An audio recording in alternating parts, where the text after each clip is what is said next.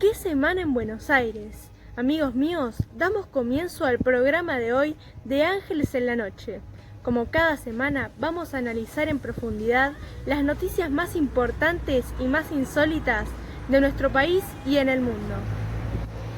El gobernador Axel Kicillof ya había aclarado por Twitter que él no estaba de acuerdo con la liberación de los presos que liberaron Violini y otros jueces. Pero ayer creemos que le cayeron mal los fideos o el tinto porque mirá lo que dijo. Lo que venimos a hacer es reafirmar que la obligación del Poder Ejecutivo no es decidir ni libertades, ni condicionales, ni domiciliarias, sino alojar en sus cárceles a quienes el Poder Ejecutivo dispone que tienen que estar en situación de encierro.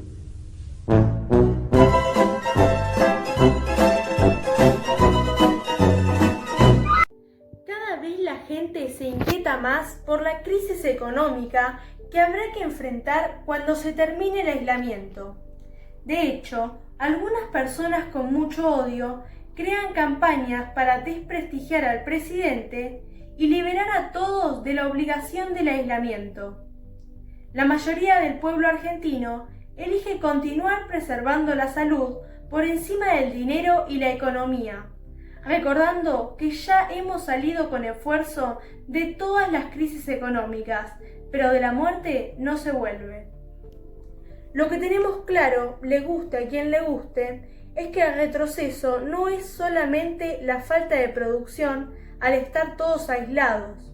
Se suma la cantidad de dinero que está gastando el gobierno en salud, prevención, insumos, planes sociales, la inminente y necesaria suba salarial de los jubilados, las sumas que dispusieron para los que trabajan en el Congreso, ni una sola quita o rebaja en las dietas de los políticos, y sumarle la fuga de dólares que desde hace más de 8 años no para.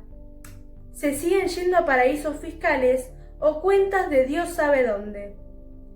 Mientras los más retorcidos atacan al presidente, los investigadores y especialistas del Instituto Malbrán y otros importantes hospitales buscan estudiar la forma de derrotar el COVID-19 y sus mutaciones. La franja más importante de habitantes se queda en su casa.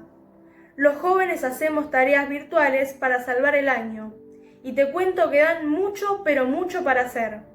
Sin embargo, se hace porque nadie quiere perder el año. En Buenos Aires están metiendo presos a todos los guachos piolas que tienen kiosco y remarcan el precio de los cigarrillos. Pero los que remarcan los huevos, los alimentos y los de prisión domiciliaria que ya asesinaron y violaron siguen sueltos. Nuestro país es realmente hermoso, pero hay personajes que piensan con la próstata, no con el cerebro. A los que no somos ni vagos, ni chorros, ni trabajamos en el Congreso, ni somos presos, deberían darnos un subsidio por pelotudos, porque los únicos que se tendrían que quedar con un buen sueldo son los trabajadores.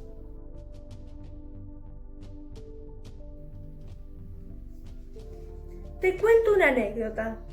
Juan fue al supermercado, compró alimentos y artículos de primera necesidad. La cajera le dijo: son 10.000 pesos. Él la miró, sonrió y comenzó a aplaudir con ganas. El guardia se acercó despacito y las demás personas se quedaron duras mirando. La cajera incrédula dijo: ¿qué está haciendo? Estoy pagando mi cuenta. Es el pago que recibo todos los días. Luego de un rato, comprendió que no podía pagar con aplausos. Llegó a la casa, miró el resumen de la tarjeta de crédito y estaba la cuota del colegio de sus hijos, un colegio privado, bilingüe, con talleres especiales y pileta climatizada, al que no están acudiendo desde hace casi 2 meses. Llamó por teléfono a la escuela y comenzó a aplaudir para pagar la cuota. Le dijeron que agradecían los aplausos, pero que necesitaban los 20.000 pesos para pagarle a los docentes y a empleados de la institución. Entendió que tenían razón. Después recibió un WhatsApp del grupo de médicos del trabajo.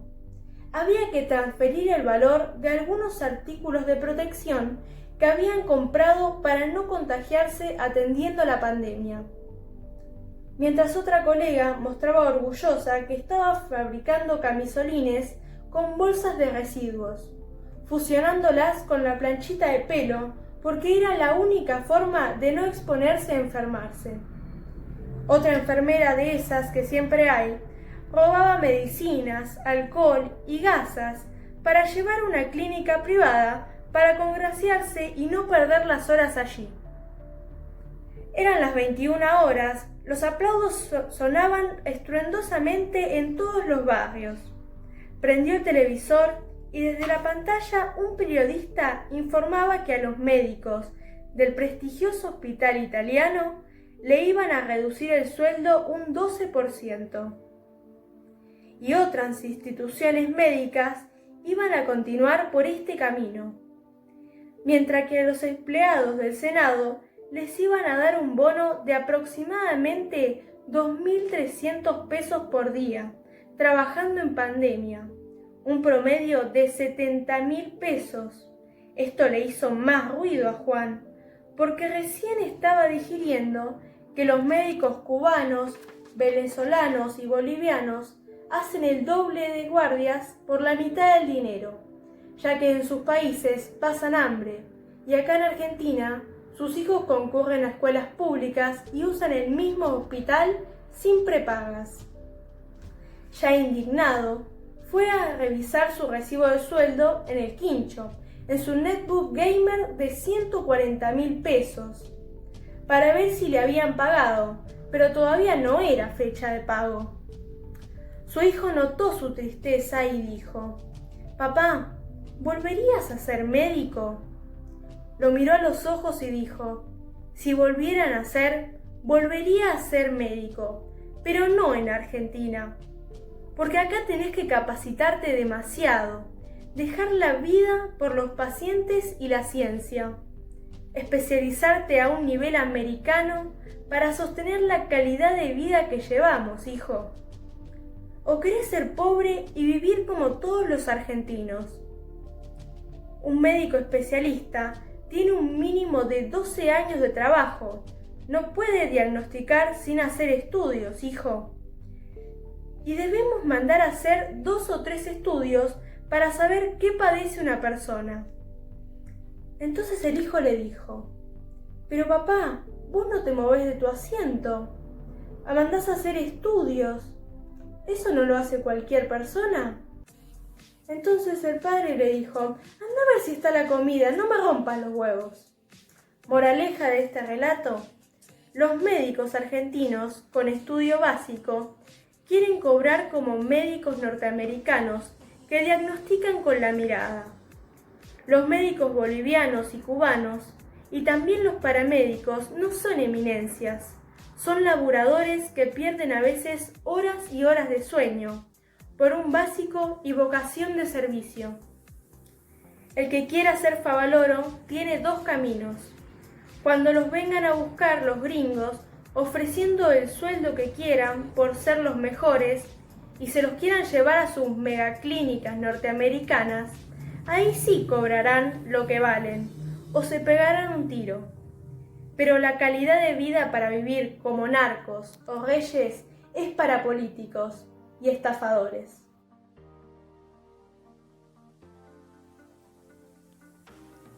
Un ejemplo albertista, o sea, muy propio de nuestro presidente, es la unión de las fuerzas políticas, dejando de lado las diferencias partidarias para estar más unidos que nunca al enfrentar esta pandemia.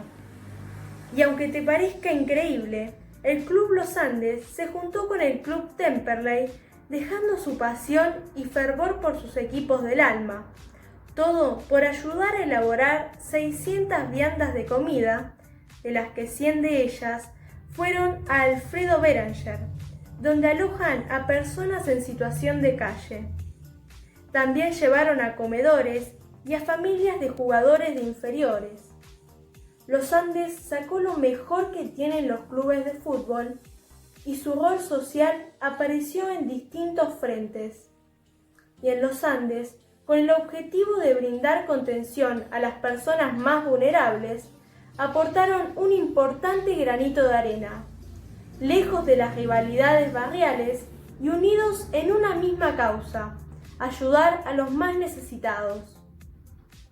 Cansados de recibir preguntas pelotudas por parte del periodismo, que lleva a las conferencias de prensa las boludeces partidarias de muchos idiotas, el conjunto de especialistas se cansó esta vez, y Pedro Can, médico argentino especializado en infectología y líder de la lucha contra el HIV en Argentina, fundador de Fundación Huésped y presidente de la Sociedad Internacional de HIV de 2016 a 2008, respondió claramente: los que creen que la educación es cara, que prueben con la ignorancia.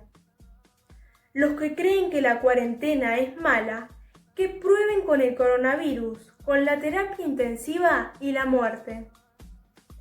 Para todos los que tienen esa desesperación por menospreciar la vida y enfrentar la muerte. Un infectólogo trazó un paralelo entre la medida y lo que ocurre con las vacunas. Fue una charla en la que él y otros expertos que asesoran al gobierno coincidieron que en el próximo paso va a ser una segmentación geográfica y ocupacional del aislamiento.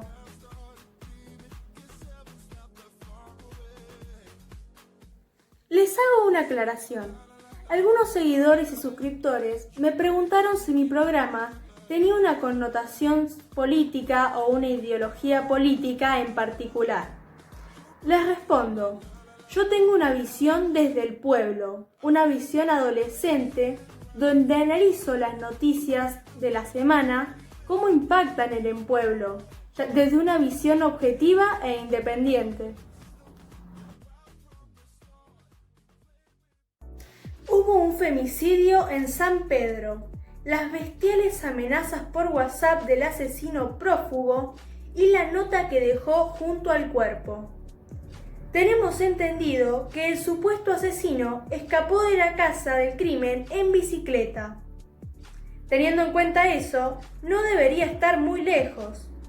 La joven de 18 años se acercó a la casa de sus padres junto a Brian, su pareja. Cuando llegaron, se encontraron con la puerta principal trabada, por lo que tuvieron que entrar por una de las ventanas. Vi que sobre la cama, por debajo de las sábanas, había un bulto, y también noté una mancha, pero no pensé que era de sangre. Creí que era barro o humedad. Cuando levanté la sábana, pude ver un pie, y ahí me di cuenta que era mi suegra. Lo que surge de los testimonios es que al momento de que el asesino asesinó a esta mujer, dentro de la casa estaban solamente la víctima y Romero, su marido. La autopsia reveló que la víctima tenía 8 martillazos en la cabeza, que le provocaron la muerte, obviamente. También señala el informe que el ataque se produjo probablemente mientras la víctima dormía, por lo que no tuvo posibilidad de defenderse. La data de muerte, es decir, la hora en la cual fue asesinada, se ubica alrededor de las 6 de la mañana. Si se tiene en cuenta que la hija y su novio encontraron el cuerpo a las 15. Hay una ventaja de tiempo de aproximadamente 9 horas, tiempo más que suficiente para que el acusado pueda escapar. En su declaración policial, Araceli detalló que su mamá tenía, además de la sábana que la cubría, una almohada en la cabeza, y al lado del cadáver había una nota escrita a mano por su papá, que decía de la siguiente manera: con Janina vamos a ser felices y vamos a estar juntos. ¿Quién es Janina? Es la hija mayor de Esperanza, de 23 años, fruto de una pareja anterior e hijastra de Romero. La fiscal Ramos avanzó en la investigación basándose en los testimonios de allegados a la víctima. que permitieron ir descubriendo parcialmente el oscuro entramañado familiar detrás de este asesinato.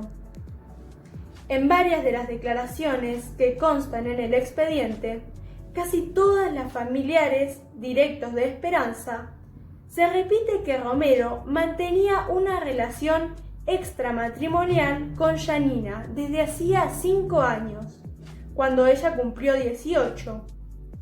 Esto fue ratificado por la propia joven cuando declaró ante la justicia, aceptando que mantenía un amorío con su padrastro. Florinda Bianchi, mamá de Esperanza y abuela de Janina, contó que su nieta estaba viviendo hace algunos años con ella y le había contado que en realidad Romero la abusaba sexualmente. Me contó que su padrastro la violaba. Me lo dijo hace algunas semanas entre llantos.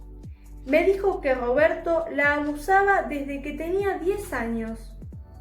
La fiscal cree que el día anterior al asesinato, Romero se enteró de esta confesión por parte de Janina a su abuela, y por eso buscó armar una reunión familiar para intentar blanquear la situación y dejar en claro que se trataba de algo consentido y así evitar ser denunciado. Florinda se negó a reunirse y finalmente el encuentro se frustró. Le dije que no nos juntábamos nada porque yo nunca le voy a perdonar lo que le hizo a mi nieta. Esperanza llevaba muerta casi 2 horas. Romero le envió un audio de WhatsApp a su suegra que dura casi 4 minutos y contiene una catarata de insultos a su hijastra Janina, donde busca dejar en claro repetidas veces y de manera extremadamente vulgar que mantenían relaciones frecuentemente y que no eran abusos. Lo escuchamos. Buen día, Petiza. Decirle a la puta esa de tu nieta, a la putona de mierda esa que no lloraba para coger conmigo, cuando se abría de pata, que echaba a la madre de la casa y los hermanos para que a coger conmigo, para eso no lloraba. Decirle que se haga cargo de lo que hizo porque yo ya salí con un amigo, me voy a San Nicolás, me voy a presentar a la Fiscalía de San Nicolás, ya me lleva un amigo en camioneta, así que quédate bien tranquila que ella va a tener que declarar delante de un juez y que no sea tan cajetuda que le mienta al marido, porque ella cuando viene a trabajar, ella me manda a buscar un rato antes que salga del trabajo y salimos los dos y nos encontramos atrás de la cancha Independencia. Espero que este audio también se lo voy a escuchar a la policía, ¿sabes? Porque yo lo estoy grabando y se lo voy a hacer escuchar a los jueces, ¿me entendés? Para eso no llora la puta de mierda, se hace la mártir y se hace la santita, ¿eh? Pero cuando yo le decía, hace 5 años que estamos juntos nosotros, y cuando yo le decía a ella, le decía, Janina, paremos con esto, vamos a parar con esto, no, ella me amenazaba y me decía que si yo no le daba un hijo o no mataba a la madre y me iba con ella a Catamarca, que me iba a hacer meter preso y iba a decir que yo la violaba desde que era chiquita. Todo eso era todo bien, éramos felices, los dos éramos felices. Y yo, ¿sabe por qué quería hablar más que nada hoy? Porque siempre me decía la hija de puta, que lo que molestaban era usted, la familia y la madre, y que si es posible que quería matar a la madre, para que disparemos a la mierda para irnos a vivir a Catamarca. Ahora analicemos esta situación con la información que tenemos, sin menospreciar el trabajo que debe estar haciendo la Fiscalía sobre el caso.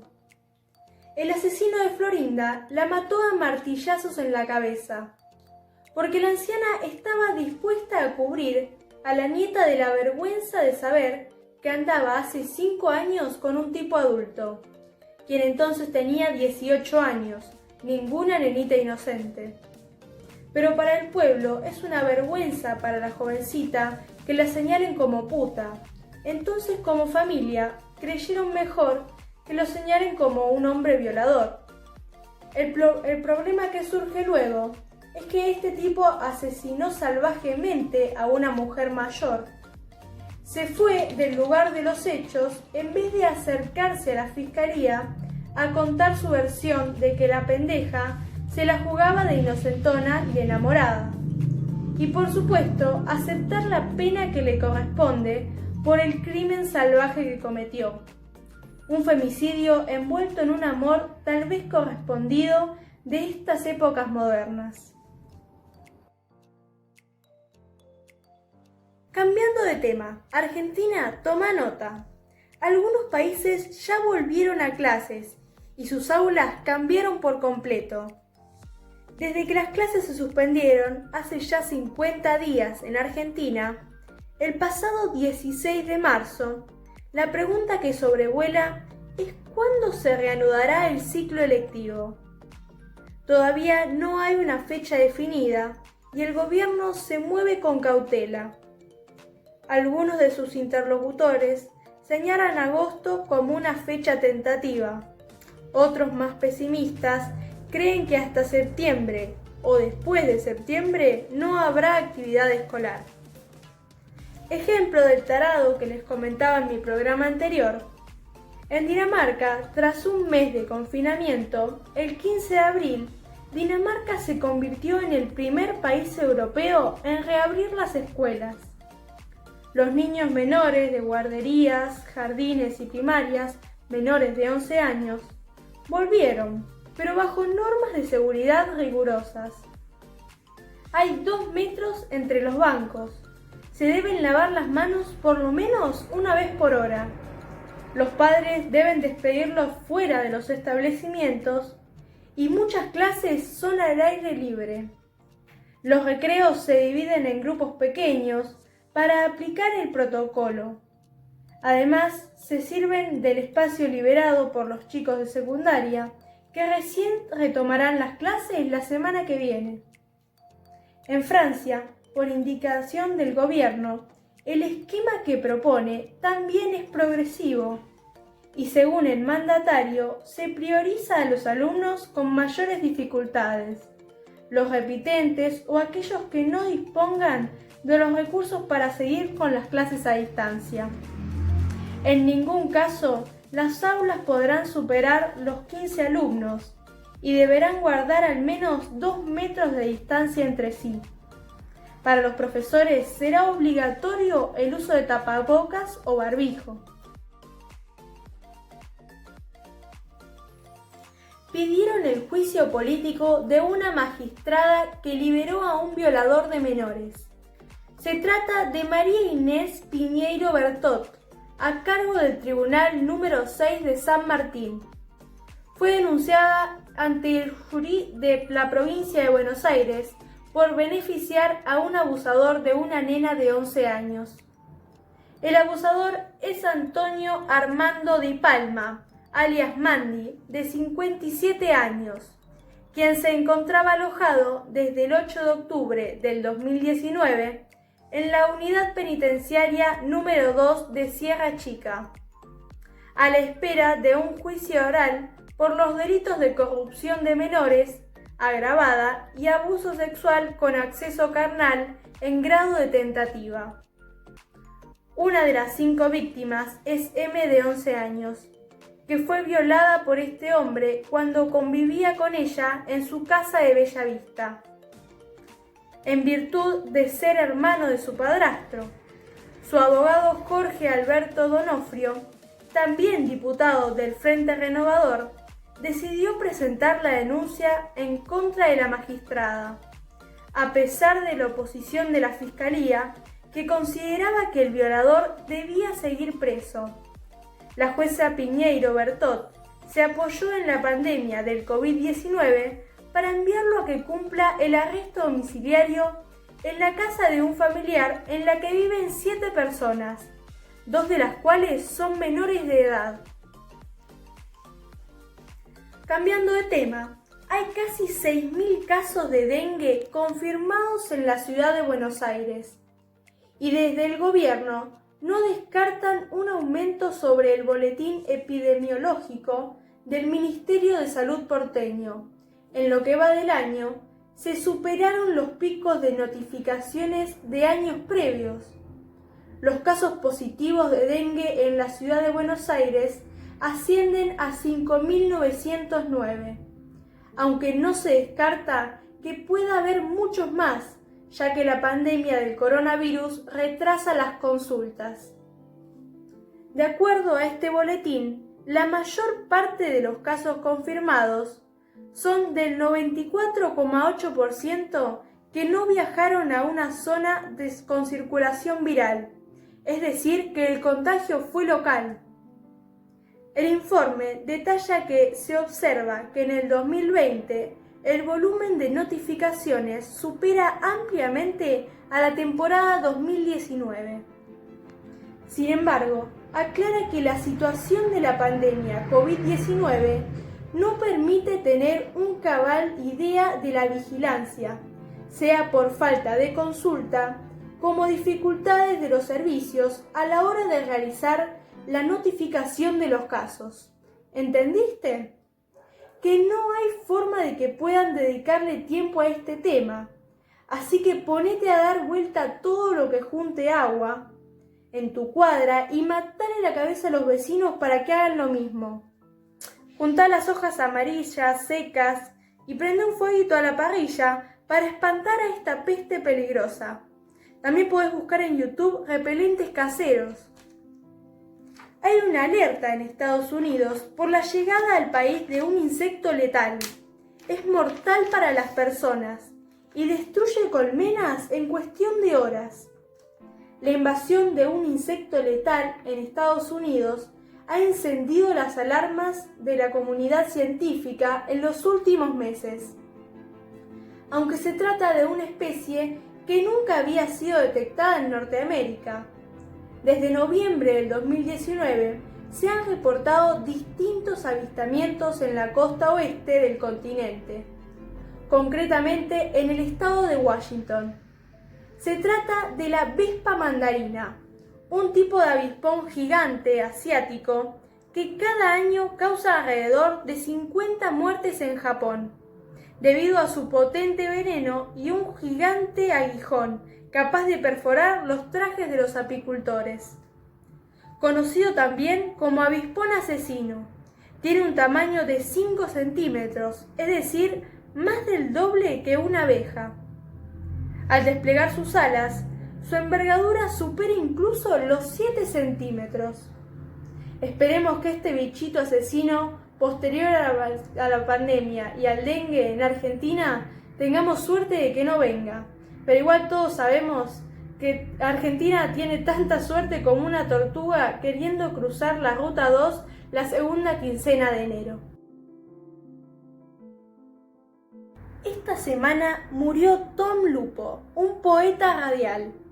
El gran locutor de radio, conductor de televisión, escritor y divulgador de poesía falleció esta semana. Dejó un legado enorme y el recuerdo de miles de artistas y oyentes que lo siguieron durante décadas. Ahora vamos a ver un extracto de un video muy corto que vamos a analizar brevemente. El conductor político es un hombre que hace por reflejo lo que el pueblo quiere. Él recibe la inspiración del pueblo, él la ejecuta. Y entonces puede tener la absoluta seguridad que lo va a realizar mejor. Porque los pueblos difícilmente se equivocan. Para conducir un pueblo, la primera condición es que uno haya salido del pueblo, que sienta y piense como el pueblo.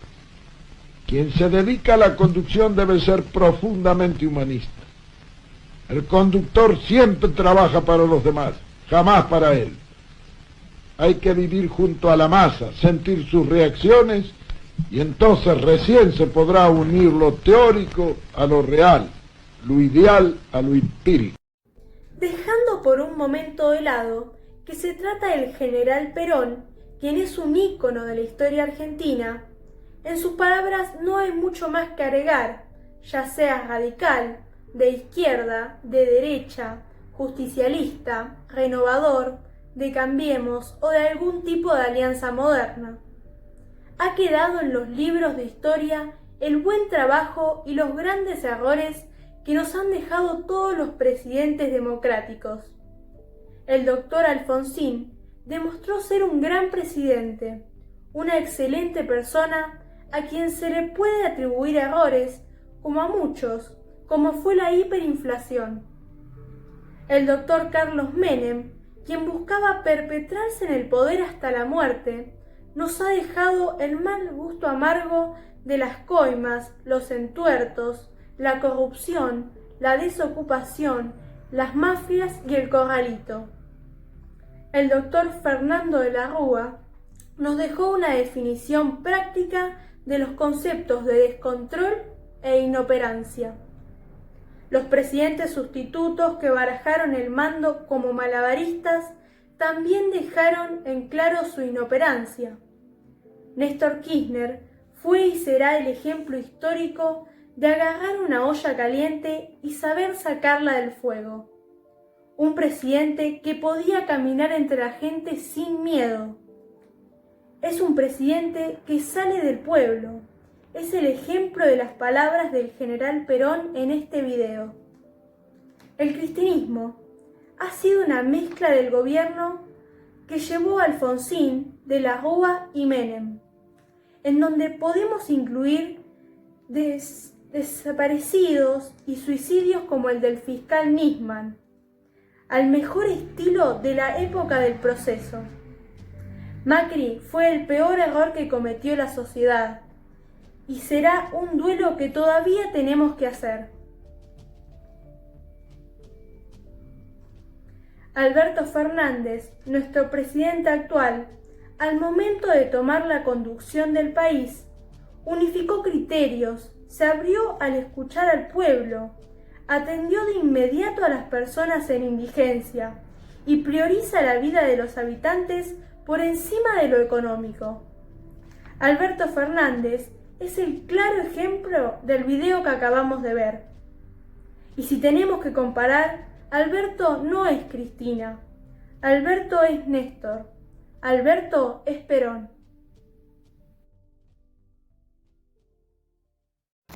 Queridos amigos, vamos a charlar un poco hoy, para empezar a hacer esos cambios que deberíamos hacer todos en este descubrimiento de valores, de las pequeñas cosas que nos estábamos perdiendo de vivir diariamente.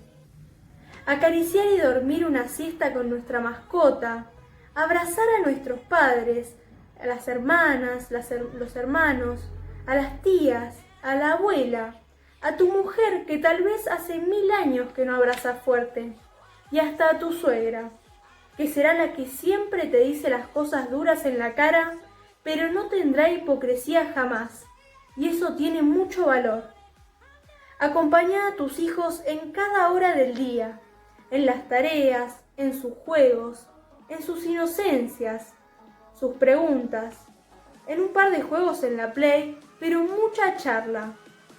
Recuperemos el amor de pareja, el amor familiar, el compañerismo laboral. ¿Llamaste hoy para saber cómo están tus compañeros de trabajo sin excepción? ¿Le dijiste a todos cuánto los echás de menos en estos 40 días de embole? ¿A donde no podés ni siquiera debatir con ellos de frente y compartir unos mates? Dejá el orgullo de lado. Dejá de hacerte el boludo creído de que sos más que los demás. Practicá la empatía. Que se ponga de moda ponerse en el lugar del otro. Abrazar de corazón. Hablar de frente lo bueno y lo malo. Sumarse a los proyectos de los demás. Sin menospreciar a nadie ni ser ingratos con el que tiene más capacidad y más llegada. Dejá de lado la envidia y empezá a trabajar codo a codo, a saludar codo a codo. Y de vez en cuando, con el barbijo puesto, estrechá brazos, que no tenés una idea de lo bien que hace. Amá la vida, cuidá la tierra, frená el consumismo personal y sé solidario con los otros, con el perfil más bajo que puedas. El regocijo llévalo en tu corazón y tu felicidad obtenida compartila con tu familia. Pedí disculpas, no te calles. El silencio empeora las cosas, como la hipocresía. Seamos personas sinceras, personas de bien. Un abrazo enorme a todos mis amigos de YouTube e Instagram. Pueden seguirme en mi Instagram, miki.facha. No te vayas sin escuchar los programas de Ciudad Latente, que también están en mi canal. suscríbete activando la campanita y nos estamos viendo la próxima semana. Chau, chau, amigos.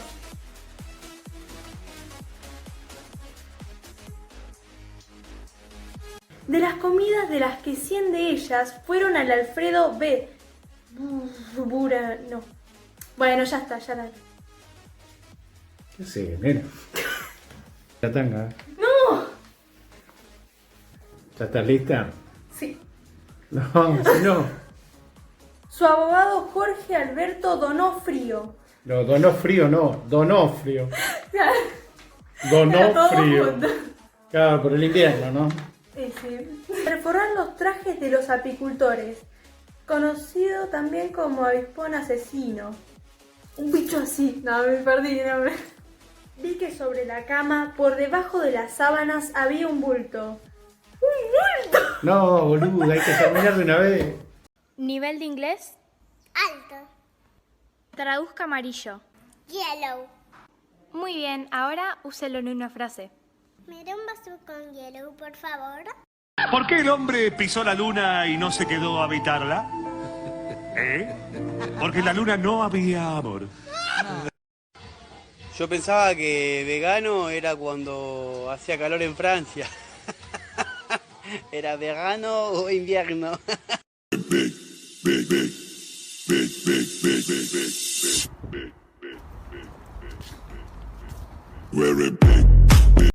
Regla número 1 es estar bien facha siempre. Nosotros los fachas, cuando nos ponemos fachas, rompemos la tierra.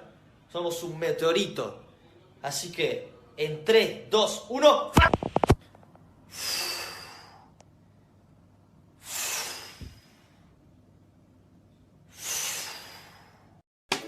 ¿Sabe cuál vamos a ir a ver? Tiburón asesino, totalmente. ¿De qué se trata, dice? Sí, acá dice, es de un caballo que quiere aprender a tocar la trompeta.